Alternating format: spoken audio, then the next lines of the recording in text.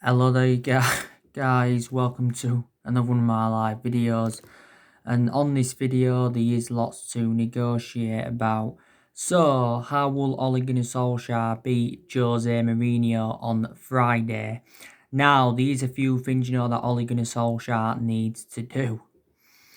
So, I think Manchester United have got the tactics to beat Tottenham on Friday. I think, what we need to do is we need to play with a high line. We need to make it difficult for Tottenham to play out from the back.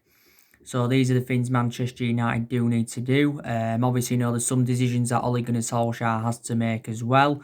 I think, obviously, he has to start Paul Pogba alongside Bruno Fernandes in our midfield and all of that. Jose Mourinho, by the way, has come out and said that Jesse Lingard, Marcus Rashford, Anthony Martial, and I think he mentioned, was it Daniel James as well? He said they are the players that Tottenham, need to contend with, because if you did watch the game earlier on in the season between Man United and Tottenham, of course, we did beat them by 2-1. I think Rashford had scored twice in that game. And in that game, we did really, really dominate. We had a lot of possession. We created some very, very good chances. And we was very, very clinical in that. So we need to replicate in this game on Friday what we did in the game at Old Trafford earlier on in the season. In regards to Tottenham, they'll obviously, want to beat us on Friday, to keep their top four ambitions alive. And probably, Tottenham will play defensive on the game on Friday, and they will look to hit us on the counter attack. And there's some Tottenham players I do actually fear, because Tottenham have got some really, really good players. They have got Harry Kane, who's obviously now back from injury. They've also got Heung-min Son, who's back from injury. Steven Bergwijn's done very, very well for Tottenham since he signed for them. Also too, they've got Giovanni Lo Celso. They've got Tanguy Ndombele, who Tottenham of course signed last year. The good news is that, Dele Alli will be missing the game for Tottenham, because he had been given a one-game suspension from the FA for them coronavirus offensive social media posts, and he did get fined around £50,000, did Dele Alli.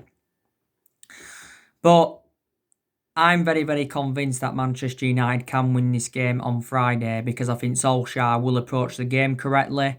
He obviously knows what his best 11 is. I've already given you my starting 11 prediction for the game against Tottenham. Of course, he's going to go with David De Gea in goal. David De Gea is going to remain our number one goalkeeper, and he's been our number one goalkeeper for several years. Obviously, we'll go with Wan-Bissaka at right back, Lindelof and Maguire as a centre-back partnership. We'll go with Luke Shaw at left back. If Paul Pogba starts, which I think he will now, I think he'll go with Pogba, Bruno Fernandes and McTominay in our midfield. And up front, it will be Rashford, Martial and Daniel James. So that's the 11 I think Ole Gunnar Solskjaer is going to go with. And I think Solskjaer's got an idea as well of what formation he is going to go with. On a regular basis this season, Solskjaer's been going with a 4-2-3-1. He actually could go with a 4-2-3-1 on Friday. Of course, a few times he's gone with a 4-3-3. Also, a few times he's gone with 3-4-1-2. And I think in the games against the likes of Chelsea and City, Solskjaer has gone with the 5-3-2. But from my own perception, we'll look more expansive with 3 at the back. Another one of the main explanations why I think we're going to win on Friday is because our record against the Big Six sides this season has been very, very good. We've taken 17 points against the Big Six sides this season.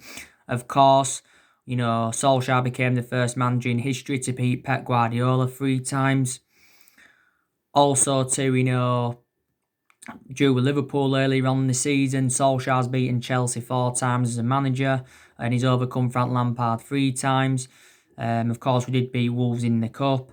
Don't forget, since Solskjaer got recommended in, he's already beaten Tottenham twice as a manager. So on Friday, Solskjaer will be looking to beat Tottenham for the 3rd time as a manager, and he'll be looking to overcome Jose Mourinho again, because like I mentioned, he's already overcome Jose Mourinho once as Solskjaer, and that. So I think, we will tactically nullify Tottenham. Like I said, Tottenham have endured a very, very difficult season. From a Tottenham perspective, they know it's a must-win game for them to keep their top four ambitions alive. Of course, Tottenham cannot win anything in terms of silverware because they're not in the Champions League. They're not in the FA Cup. So top four is now their priority, is Tottenham's and all of that. But on Friday, Jose Mourinho will be reuniting with Manchester United. Of course, on Friday, it will be our first visit to Tottenham's new ground. I think Tottenham did pay around £1 billion for their stadium. I think actually, Tottenham are paying that in instalments and that. But I think, we can continue where we left off because, we was in a good vein of form before the football season got suspended. Don't forget, we are unbeaten in our last 11 games in all competitions, and Solsjaker will be under pressure to keep this good run of form up. Like I said to you earlier on, I actually think we've got the easiest running out of all the teams in the Premier League. Of course, we've got 9 games remaining. And I think, we should register at least 21 points out of the 9 games, we've got remaining. So we should win at least 7 of them because I think the only difficult games we've got is on Friday against Tottenham and the game against Leicester on the final day of the season. That's the only 2 hard games that Manchester United have got. Like I mentioned earlier on, I think if we can beat Tottenham on Friday, I think, we will finish in that top 4. Because definitely, top 4 is a priority for us. Because obviously, we do want qualification for the Champions League for next season. Because, it will help us have more of a competitive summer transfer market. And, we will attract players to the elite level. And plus, we'll generate money. But there again, depends what happens with Manchester City's 2-year European ban. Because obviously, if they do get it upheld, then obviously 5th place is a Champions League spot. But if they don't, then of course we will have to finish in that top 4.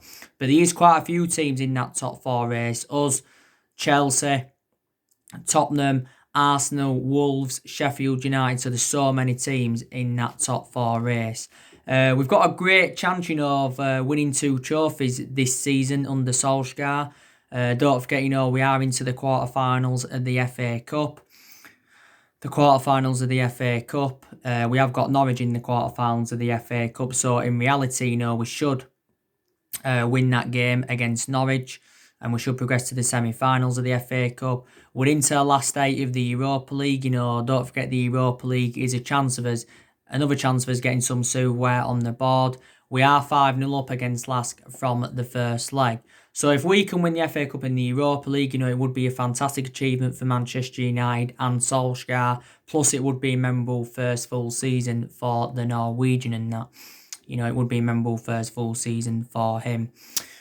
But I've already I've predicted the score for the game against Tottenham. I think, we will beat them by 2-1.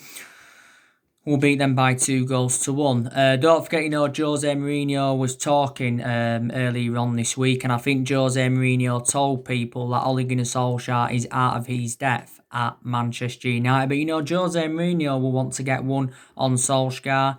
Of course, don't forget, Jose Mourinho endured 2.5 years with us. He did win the Europa League and the League Cup in his first season at Manchester United, and also got a second in his first season. But I've already given you the main explanations, why it didn't work out when we had Jose Mourinho.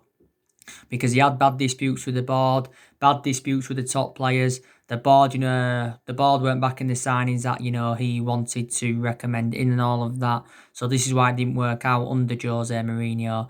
And Jose Mourinho, of course, when he was at Man United, did recommend 11 players into the club. There's only a few players that have left who Jose Mourinho brought in. So let's put into the equation Solskjaer's inheriting the vast majority of Jose Mourinho's players and that. So there you go. And I think Mourinho spent, was it 400 million or just under 400 million at Manchester United. But I think in regards to Tottenham, they did make a bad mistake by recommending Jose Mourinho in. Because like I said to Jose Mourinho is no longer a manager at the top level. He's obviously got a good pedigree behind him, reflects on the amount of silverware and that he has won. Because I think Jose Mourinho's won around 25 major honours in his managerial career so far and that. But Tottenham, made a mistake by recommending him in. And I think Tottenham should have stuck with Mauricio Pochettino Of course, Pochettino did endure 5.5 years with Tottenham. You know, Tottenham decided to sack Maurizio Pochettino last year. I think also too, by the way, Tottenham have got a few injuries, like I said to you on my preview, where they've got Tanganga out and they've also got Troy Parrott out as well. I think Tottenham, by the way, have also got Hugo Lloris back, so that's a positive, from a Tottenham perspective. But like I said, I've had some good games, with Tottenham up and down the years. I've had some very, very good games with them.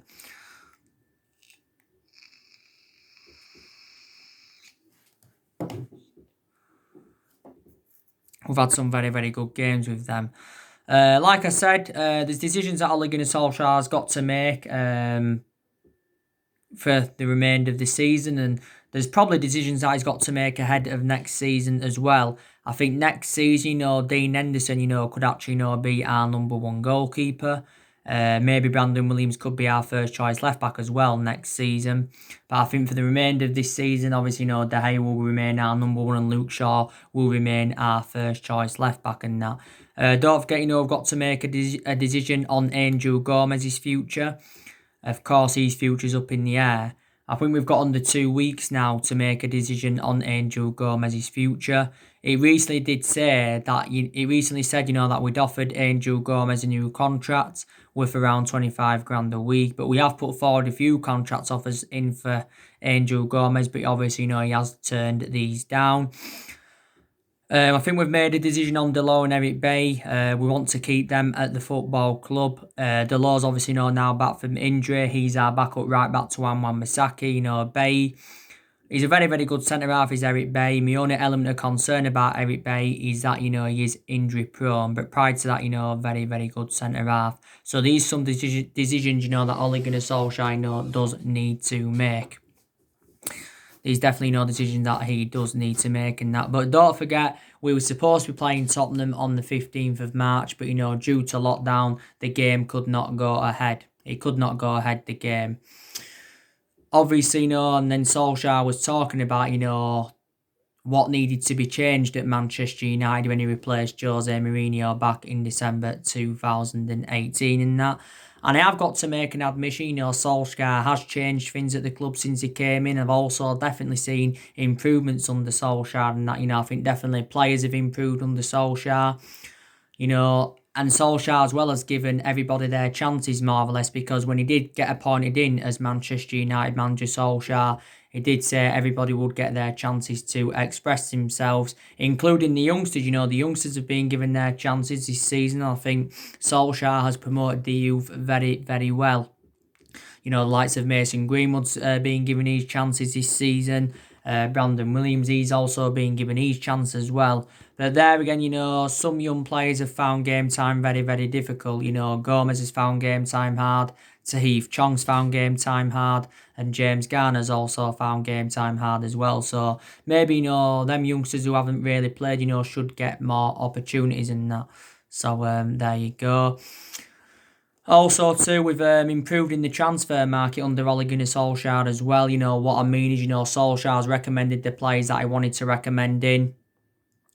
And, we have been a bit more sensible with our recruitment. Solskjaer so far spent just over £200 million at Manchester United. So far brought 5 players in. He brought these 5 players in the 2 previous transfer windows because Solskjaer didn't recommend anyone in his first transfer window. Of course, last summer he brought Daniel James and Wan-Bissaka and Harry Maguire in. And of course, in January, he recommended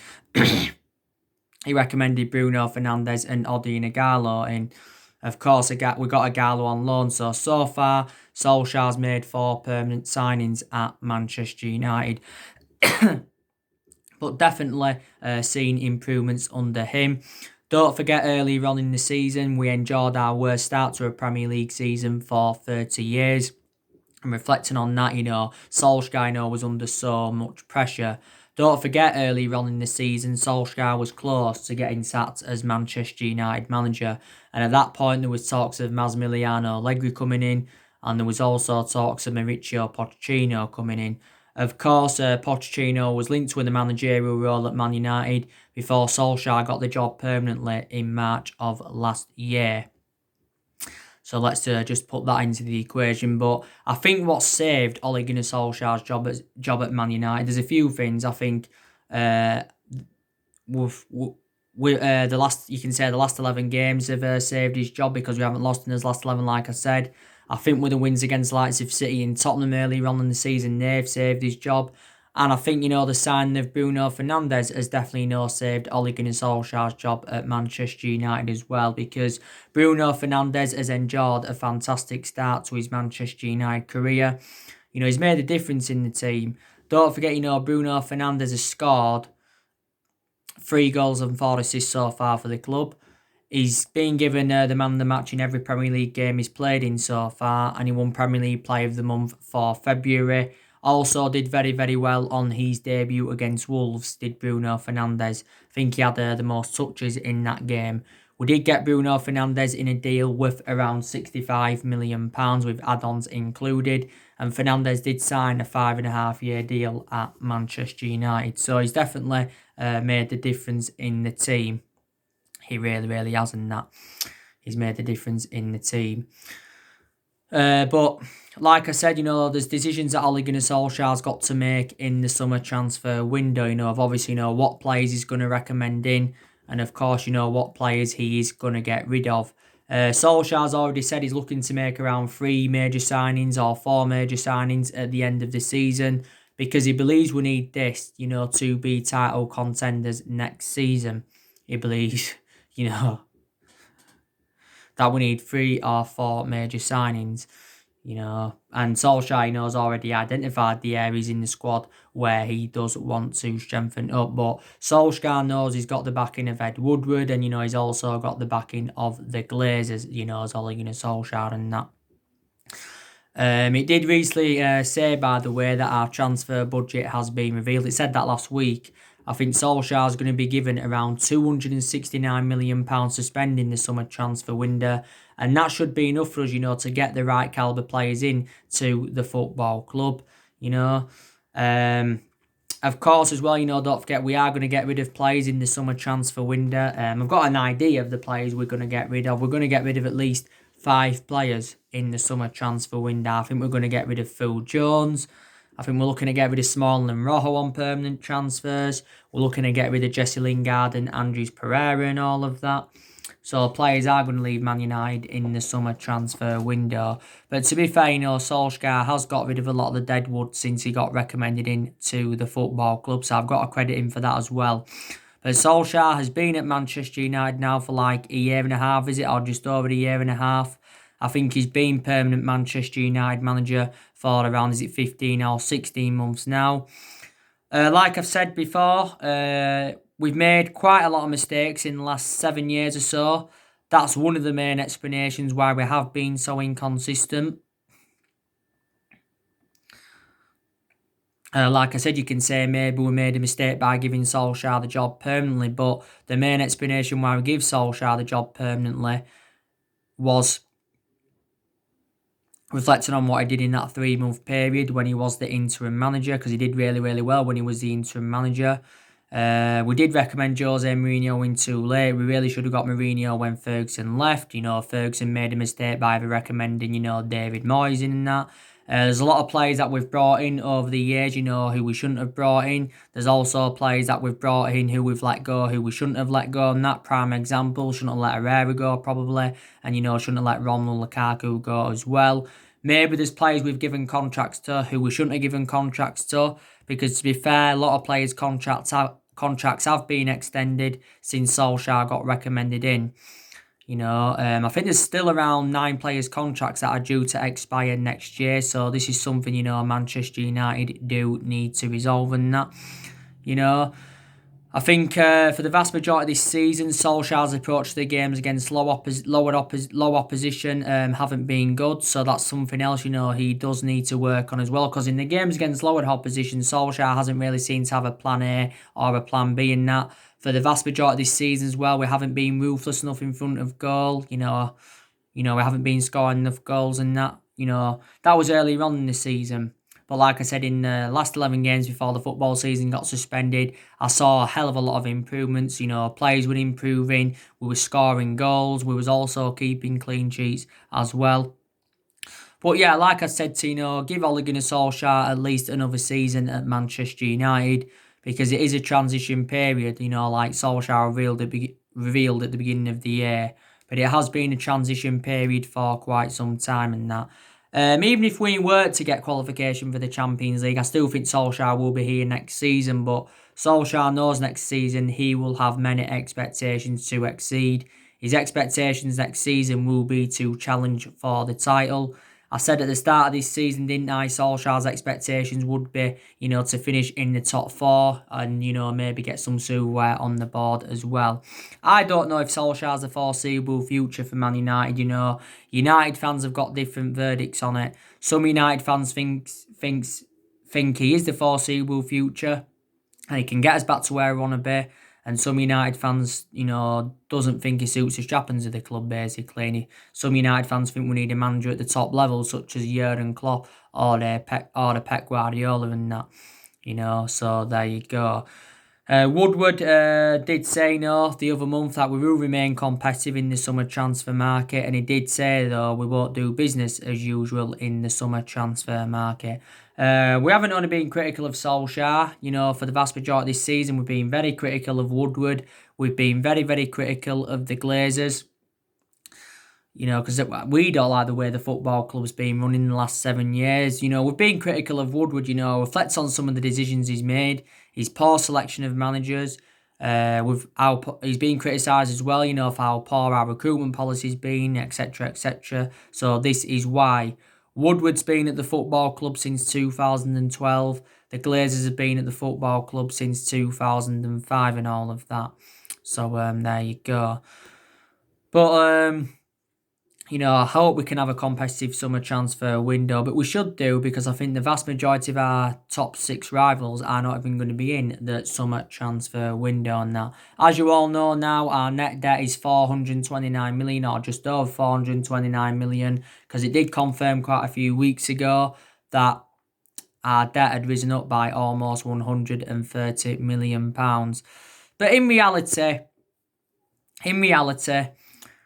reflecting on the amount of money we've spent in the last 7 years and that on players, we should be in Liverpool's position because we've recruited over 30-odd players in since the Alex Ferguson era. Moyes brought obviously Fellaini and Mata in. Fellaini's no longer at the football club. Louis van Gaal brought Schneiderlin in, Sebastian Schweinsteiger, Di Maria, Falcao, Memphis Depay, Rojo, Darmian, Blind, Herrera, Martial and Shaw, who of course still here. So they're the players, Louis van Gaal brought into the club. Like I said, Jose Mourinho brought 11 players in to the football club and that. So we've recruited a hell of a lot of players in. But like I said, we haven't dominated English football since the Alex Ferguson era. Ferguson endured 22 years of success at Man United because he didn't win out in his first 4 years and he was at the club for 26 years. But I did say, didn't I, no one will replicate Ferguson's legacy at Man United and no one will last as long as Alex Ferguson did and all of that. No one will. But, the vast majority of our success came under Alex Ferguson and all of that. But I wanted to compete with the likes of City and Liverpool because analysing it at the moment, City and Liverpool are strides ahead of us.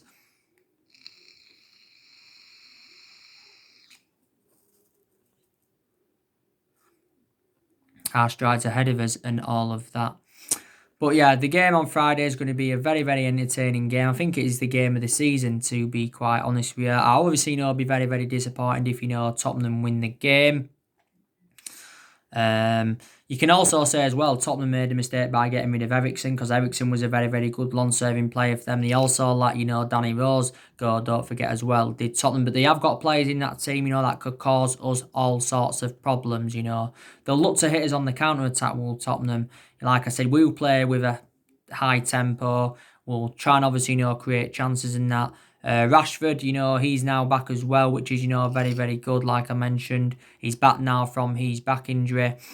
I credited Rashford, for what he recently did because he told Boris Johnson, well, I think he was speaking to Boris Johnson on the phone, And he was talking about, his childhood and that, with his mum and that struggling, for money and stuff. And somehow Rashford's convinced Boris Johnson to not scrap free school meals, because Boris Johnson was talking about scrapping free school meals. But obviously, no, now it's not going to happen, Free school meals are going to continue and that. So, yeah, I give Rashford a hell of a lot of credit for that. I really, really will give him a lot of credit for that. On my videos today that I've done, I've obviously give you the news on Jude Bellingham from Birmingham, give you the news on Jadon Sancho from Dortmund, the ongoing situations with them, give you the news on Donny van der Beek as well, give you the news on Leon Bailey from Leverkusen. We're seeing him as cheaper alternative to Grealish and Jadon Sancho and that, but there is so many players on our agenda. I think Solsjaker still wants to continue the policy of recruiting young British talents to Manchester United like he did do last summer and that. But like I said, was it early on this week or last week, I think the real test for Solskjaer comes in the new season. That is the big test for Solskjaer. Well, the remainder of the season is a test for him, but I think next season is the bigger test for him, definitely in that. Man United is the third club in Solskjaer's managerial career, because before he was at us, he was at Molde. And before he was at Molde, he was at Cardiff. He was poor at Cardiff, got Cardiff relegated, that's why he got sacked. Only enjoyed a short tenure. Molde was very, very good because he won a couple of Norwegian titles. Don't forget, from 2008 to 2010, Solskjaer managed the Man United reserve team. So he did actually watch some of this team at this day and age grow and develop and that. He watched them, grow and develop. But I think, Paul Pogba is the main man. I think him alongside Bruno Fernandes is the best midfield partnership in the league. It's definitely going to work out, between Pogba and Bruno Fernandes in our midfield. Like it said the other week, Paul Pogba is going to be our next number 10 and Bruno Fernandes is going to be our number 8 and that. But yeah, so like I said at the start of the video, what I said at the beginning of the video, how Solskjaer will beat Mourinho. This is, what he needs to do. Get us playing with a high line. Make it difficult for Tottenham to play out from the back. Because Tottenham, of course, will play defensive. Jose Mourinho likes to park the bush, like he did a lot, when he was at Manchester United, especially, against the big six sides. Don't allow Tottenham time on the ball. Keep it tight at the back. And I think, we should be all right. So anyway, guys, that's everything to update today. Drop your comments, likes below on the channel. If you do, consider subscribe as always. And take care. God bless. See you all again very, very soon.